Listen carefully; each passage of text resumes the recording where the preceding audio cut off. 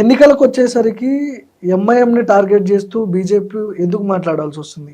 అంటే మత విద్వేషాలు, కులమత భేదాలు తీసుకొచ్చి ఎంఐఎంని తిట్టి ఓట్లు పొందే దిశగా బీజేపీ ఓట్ల రాజకీయం చేస్తుంది అని చెప్పి కొంతమంది వర్షన్ ఇక్కడ ఆరోపణలు. భారతీయ జనతా పార్టీ ఎంఐఎం తిడుతుంది కానీ ముస్లిం సమాజాన్ని తిట్టట్లా. ముస్లిం సమాజాన్ని మేము ముస్లిమ్స్ అందరినీ కూడా తిట్టట్లేదు. ముస్లిమ్స్ అందరూ కూడా మెయిన్ స్ట్రీమ్లో రావాలని చెప్పి కోరుకుంటున్నాం. పార్టీలో ఉన్నారు, మాది బీజేపీలో కూడా ఉన్నారు. కానీ ఎంఐఎం వాళ్ళు అడ్డం పెట్టుకొని ఏదైతే మతతత్వాన్ని రెచ్చగొట్టి హిందూ సమాజాన్ని ఇబ్బంది పెట్టేటువంటి పరిస్థితులు తీసుకొస్తున్నాయో, హిందూ ధర్మాన్ని ఇబ్బంది పెట్టేటువంటి పరిస్థితి తీసుకొస్తున్నారో, ఈ దేశానికి వ్యతిరేకంగా ఏదైతే మాట్లాడుతున్నారో దాన్ని తప్పకుండా మేము వ్యతిరేకిస్తాం. కాబట్టి ఎంఐఎం పార్టీ అనేది ఆవిర్భవించింది, ఆ విధంగా ఆవిర్భవించింది. ఎంఐఎం యొక్క అగడాలు ఆర్గనైజ్డ్గా ఆ విధంగా ఉన్నాయి. కాబట్టి ఎప్పుడు కూడా ఎంఐఎం ఎట్టి పరిస్థితుల్లో కూడా మేము అడ్డుకుంటాం. ఎంఐఎం ఎప్పుడు కూడా క్రిటిసైజ్ చేస్తాం. ఎలక్షన్స్ ఉన్నా లేకున్నా ఎంఐఎం యొక్క ఆగడాలు అడ్డుకోవడానికి ప్రతినిత్యం మా కార్యకర్తలు పనిచేస్తాం. తెలంగాణలో ఏ పార్టీ అధికారంలో ఉన్నా కూడా ఎంఐఎం చేతిలో, అంటే ఎంఐఎంకు తలొగ్గ తప్పని పరిస్థితుల్లో అన్ని పార్టీలు ఉన్నాయి. అది స్థానిక సంస్థల ఎమ్మెల్సీ ఎన్నికలు కావచ్చు, లోక్సభ ఎన్నికలు కావచ్చు, అసెంబ్లీ ఎన్నికలు కావచ్చు. ఏంటి ఈ పరిస్థితి ఎందుకుంది అసలు హైదరాబాద్లో?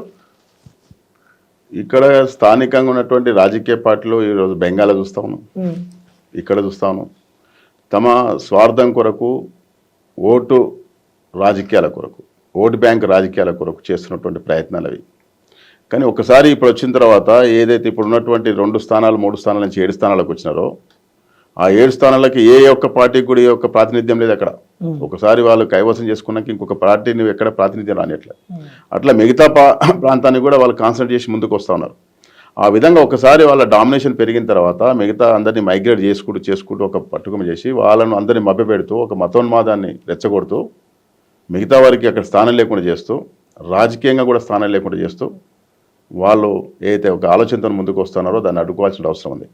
కానీ స్వార్థంతోనే అయితే వీళ్ళు కొంత కాంప్రమైజ్ అవుతున్నారో, వీళ్ళు సమాజానికి అన్యాయం చేసిన వాళ్ళు అవుతారు, దేశానికి అన్యాయం చేసిన వాళ్ళు అవుతారు. రేపు మనం అయితే సుఖశాంతులతో ఇక్కడ జీవిస్తామో బికాజ్ ఆఫ్ హిందూ ధర్మం ఇక్కడ ఉండడం కారణంగా, ఆ హిందూ ధర్మం అనేది లేకపోతే ఈ యొక్క సమాజంలో ఈ మాత్రం కూడా జీవించేటువంటి విధానం మనం చూడలేము. కాబట్టి వాళ్ళకి తెలిసో తెలియక అది చేస్తూ ఉన్నారు. ఒకసారి అది తప్పిన తర్వాత ఇబ్బంది అవుతుంది. కాబట్టి భారతీయ జనతా పార్టీ ముందుగానే హెచ్చరిస్తా ఉంది. అన్ని ఇండైరెక్ట్ గా ఎంఐఎం గెలవడానికి కాంగ్రెస్ పార్టీ సహకరిస్తుందని చెప్పి మీరు అంటున్నారు. ఇప్పుడు ఇండైరెక్ట్ గా సహకరిస్తుంది అనుకోవచ్చా? వాళ్ళు కాంటెస్ట్ ఎందుకు ఇప్పుడు పార్లమెంట్, హైదరాబాద్ పార్లమెంట్లో అభ్యర్థిని పెట్టి ఇక్కడ అభ్యర్థిని పెట్టకపోవడం అదే సూచన. తర్వాత అదే అడుగుతున్నాను నేను. ఈ రోజు రేపు వచ్చినప్పుడు రేపు తెలిసిపోతుంది. రేపు 23వ తారీఖున అదే అప్పీల్ చేస్తాను. అధికారంలో ఉన్న పార్టీ ఆల్రెడీ ఇది అసెంబ్లీ ఎన్నికలు అయిపోయినాయి, లోక్సభ ఎన్నికలు అయిపోయినాయి. అధికారంలో ఉన్న పార్టీ గెలవాలని ప్రయత్నాలు చేస్తుంది. కానీ ఎక్కడైనా అపోజిషన్ పార్టీయో లేకపోతే ప్రతిపక్ష పార్టీయో గెలవాలని ప్రయత్నాలు ఎందుకు చేస్తుంది? కాబట్టి ఎంఐఎం వాళ్ళు చెప్పినారు, మీరు మా సీట్ ఇది మాకు ఇచ్చేయండి, మీరు కాంటాక్ట్ చేయదని చెప్పినారు. అందుకే చేయట్లేదు.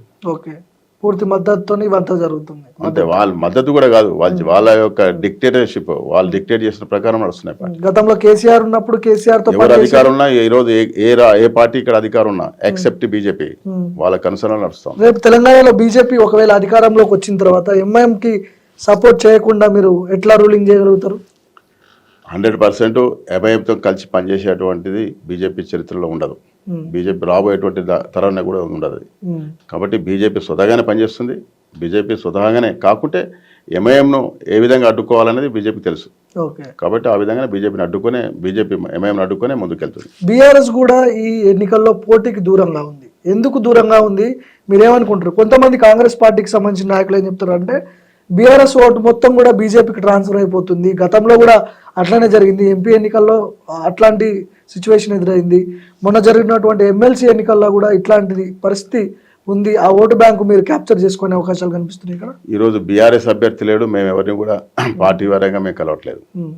బీఆర్ఎస్ అభ్యర్థి లేరు, కాంగ్రెస్ అభ్యర్థి లేరు. ఎంఐఎంలో ఉన్నటువంటి కొంతమంది కూడా ఎంఐఎం ఉన్నటువంటి నాయకత్వం మీద, ఈ కుటుంబ పాలన మీద వ్యతిరేకత ఉన్నారు.